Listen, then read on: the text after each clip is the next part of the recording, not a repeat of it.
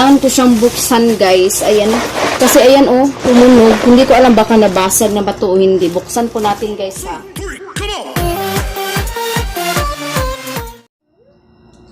Hey guys! Welcome back to my YouTube channel.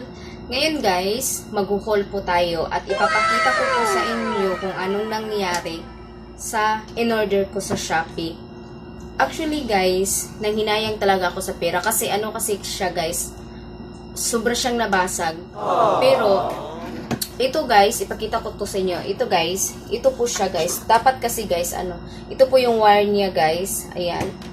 Ito kasi guys, dapat kasi guys, may takip to. Kaso lang yung takip niya is nabasag. Pero okay lang naman guys, kasi gumagana naman siya. Sad to say guys, kasi hindi ko talaga alam kung anong pangalan nito. Kasi, ang nakalagay kasi sa carton niya guys, sa box niya is pang China. Basta ang nakalagay guys, wala kasi anong nakalagay dito sa guys, sa box niya na kahit English or Tagalog lang ang pangalan niya. Wala siyang nakalagay. So, hindi ko alam kung anong pangalan nito. Basta ito guys, ito ayan, lutuan yan guys. Pwede ka dito magluto ng noodles. At dito naman magluluto ka ng mga hotdog, mga ham. Ito yung lang mga maninipis lang talaga guys. Ito po siya guys. Kaso lang guys, nung dumating kasi siya sa akin, sobra akong nagulat. Kasi sobra po siyang, guys, sobra po siyang basag. Sobra talaga siyang basag. Pero, okay naman siya, ito okay. Okay naman siya, wala naman siyang nangyari. Hindi siya nakumi, hindi rin, wala siyang gumana siya. Gumana naman siya. Sinusubukan ko na to, nilutuan ko na siya ng noodles. Pero okay naman siya, gumagana lang siya. Kaso lang yung takip lang talaga niya guys, sobra talagang basag siya nakita. Pero, wala namang kasalanan ang Shopee dito guys, no? Wala silang kasalanan dito. Siguro ang may kasalanan dito yung GNT. GNT kasi yung ang nag-deliver nito. GNT yung nagdala nito. So, sobra akong nanghinayang talaga guys sa pera kasi sobra talaga niyang basag at hindi ko alam kung makakita ba ako o makabili pa ba ako ng takip kasi kasi guys, maliit siya. Maliit lang siya at hindi ko din alam kung may nagbibinta ba ng takip lang talaga. So, hindi pa kasi ako nakalabas so hindi ko pa alam. Pero okay lang naman kasi gumana naman siya at nasubukan ko na siya. Ito may natira pa nga itong itlog, hindi siya natanggal. Ang gusto ko lang kasi guys, may takip siya.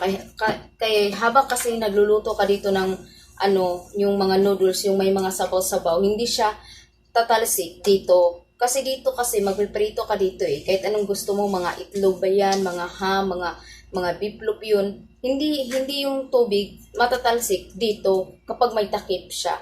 So yun ang kagandahan niya. Pag may takip po talaga siya. O ayan. Kaya guys, ipakita ko po sa inyo guys kung ano na kung gaano po siya kabasag talaga. Kaya ayan guys, panoorin nyo po yan. Ayan guys, dumating na po siya. Ito po yung order ko sa Shopee guys. Ano po to guys? Lutuan po to siya guys, na parang pang Korea po siya. Tapos, kailangan ko siyang buksan guys. Ayan. Kasi ayan tumunog. Hindi ko alam baka nabasag na ba to o hindi. Buksan po natin guys ha. Papakita ko po sa inyo kung ano po tong laman na to. Kasi hindi ko alam kung anong pangalan nito Nakalimutan ko. Kaya buksan natin siya para malaman natin kung okay ba talaga yung order ko. Hindi ba talaga siya basag kasi medyo maingay siya sa ilalim. Kailangan natin tingnan. Kasi sayang yung pera natin pag basag pala siya. May kasi to guys. Tingnan yung carton niya guys. Sobra talagang Yan sirang-sira yung carton niya.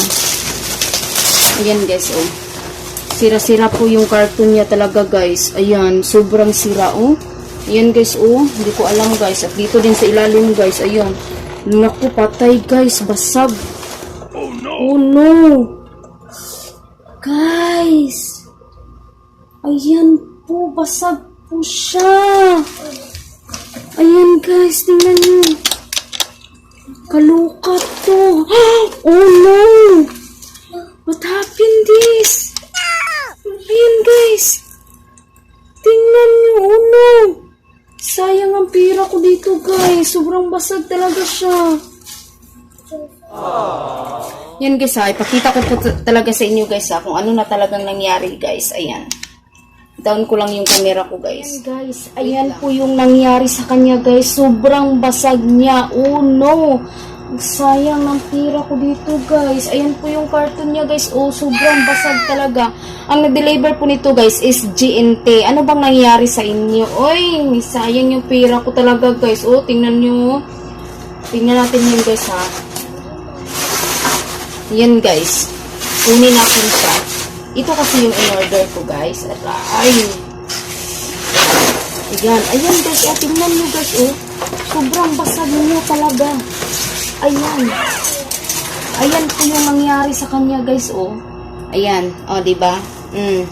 Ayan. Nasaan na?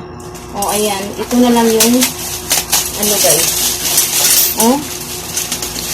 Ayan guys, ito na lang natira sa kanya guys. Ayan, yan na lang ang natira guys. Ito yung mga kagamitan niya. Ayan. Ganyan po siya. At ito na lang guys. Ito na lang yung natira sa akin. Ito na lang yung pinabayaran ko. Almost ano to guys, 600 plus. Kasi nag-sale to. O ayan, sobrang basag niya guys. O. Hindi ko alam kung gumana ba to. Hindi ko talaga alam guys kung gagana ba to kasi ano. Aray, nasugatan na talaga ako nito ah. Ayan. Ito po yung sa likuran niya. Diba? Basag. Sana man lang, ano, inayos po nila yung nilagyan. Nilagyan nila ng mabuti. Ayan, o, ayan na. Ito lang yung, hindi ko alam guys kung gagana pa talaga to. Kasi ayan, sobrang basag talaga niya. Hindi mo talaga siya pwedeng ano. Ito na lang yung natira sa takip niya. At saka ito. O, paano na to gamitin? O, ito na lang. Hey, naku, sayang. Sobra. Sobrang sayang. Sayang talaga yung pera mo dito, no? Yan kasi yung ano, ibang seller guys, walang pakialam sa mga nag-order sa kanila. Walang pakialam kung mabuti ba yung dumating o basag ba yung dumating o hindi. Kasi sobrang nagdismaya talaga ako dito guys. Kahit pa 600 pesos lang po siya guys, money pa rin yun. Sayang pa rin yun, diba? Sayang, sobrang sayang. Ang hirap natin yung kunin yung 600 ngayon guys kasi wala po tayong trabaho. Ayan. Oh, ito, kung gusto niya, ibalik ko na lang to sa kanya. Ayaw ko na to. Sobrang basag talaga. Sobrang sayang. Oh. Tingnan nyo sa ilalim, guys. Ayan po yung mga basag na bildo niya. Ayan. Diba ang dami? Paano na to? Ano nang gagawin ko nito? Oh. Sayang. Ito po yung carton niya, guys. Oh. So, pagka-deliver... Pagkakita ko talaga guys, pagdating dito, sinabi ko na talaga, sabi ng husband ko, baka sira siya kasi tingnan nyo kung anong nangyari sa box niya. O diba? Alam mo na yun kung ano na nangyari sa ilalim niya. Sobrang basag. Ay, naku, iwan ko. Ano na. Hindi ko alam kung paano to, kung anong... Oh, ayan guys, oh. Sobrang dami pa nga guys, oh. Ayan, oh. O, diba? Ang dami pa, no? Sayang to. Sobrang sayang. Hindi ko akalain na ganito pala siya dumating. Sobrang nabasa. Kasi, ano po ang seller nito, guys? Walang pakialam. Hindi nga lang nag-chat nga. Pinadala na ba niya? O saan na... O pinapakita man lang niya na ano, na okay yung pinapadala niya. Hindi. Hindi niya pinakita. So, mag-PPM po ako sa kanya. Nagalit na tuloy ako, eh. Nakakainis naman talaga kasi ang sayang talaga ng pera. Kung sa iba guys, mayaman sila, hindi sila sinasayangan kasi marami silang pera. Ako wala akong pera. Yan. Yung mga basag-basag na sugatan pa ako. So, ayun guys, nakita nyo po siya, diba? Kung gaano po siya talaga kabasag, kung gaano po siya kasayang. Sayang ang pera. Ayun, nakita nyo na. O, diba, sobrang basag niya, guys, no? Parang pinong-pino po talaga yung bildo niya. Pinong-pino talaga. Hindi mo talaga maisip kung bakit siya nagkaganon kapino yung mga nabasag niya. Kung bakit ganun siya kaliit, 'di ba? Hindi mo talaga kayang itanong sa sarili mo kung bakit, anong nangyari. Kasi hindi ko alam kung anong nangyari sa GNT, no, kung anong mga klaseng tao ang nagtatrabaho doon. Bakit hindi kasi nila iniingatan yung bawat guys, bawat item na nandun sa kanila. Dapat guys, dinadahan-dahan muna nila yun paglagay kasi may mga halaga kasi yung mga item na nasa kanila. Kasi guys, ang mga tao kasi guys, nagtitiwala sa kanila. Sana naman lang, ayusin naman nila yung mga trabaho nila. Kasi sobrang sayang talaga. Kahit mura lang siya, kahit hindi siya gano'ng kamahal, pero sayang pa rin, pera pa rin yun. Pinaghirapan pa rin natin yun. Kaya guys, nanghinayang talaga ako ng sobra. So, hindi ko nga alam. Ngayon kasi guys, na may epidemya kasi sa ating bansa, wala tayong ibang takbuhan kundi yung mga online shopping na lang.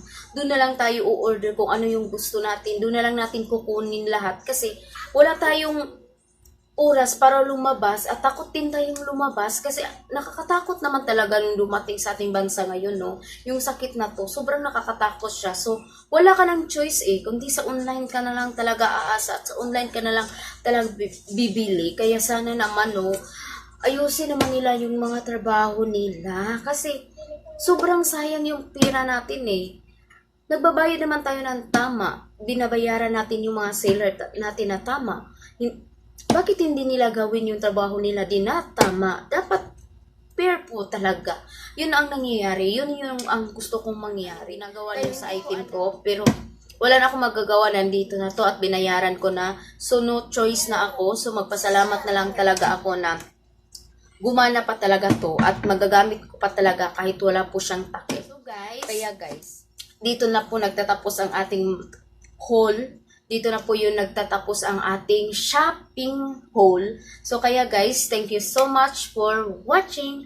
And guys, please don't forget to like and subscribe my YouTube channel. And don't forget guys, click the bell button para ma-notify kayo sa bago kong mga video. Kaya guys, thank you so much and God bless you all and God bless you everyone. Bye!